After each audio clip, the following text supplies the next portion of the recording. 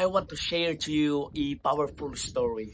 There was a man nga nag-inquire siya on which side of life he would take. And so, he was there sitting on the fence. Unya, nangutana siya kung unsa kaninga side. Unya, ningon ang Ginoo, this is heaven by the way. Diri na akay kalipay nga wala na katapusan, na akay kinabuhi nga wala na katapusan, wala na kamatayon.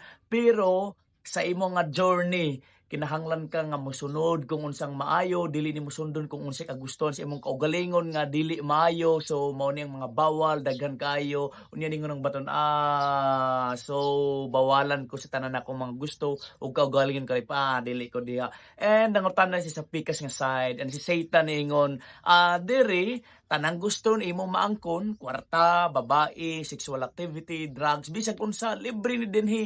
But in the end, madto ka sa impyerno maganto. Lipay ang kining lalaki but dili siya gusto nga maimpyerno po, dan so nakahuna-una siya nga diri na lang ko sa fence. So wala siya gipili, dito na siya sa fence. And the time nilabay, niabot ang judgment day. And gikalit ra siya kuha ni Satanas. Wa man ko gipili, wa man pud kanako gipili. And Satan said, ang fence nga imong gitungtungan, ako'y tag-iya ana.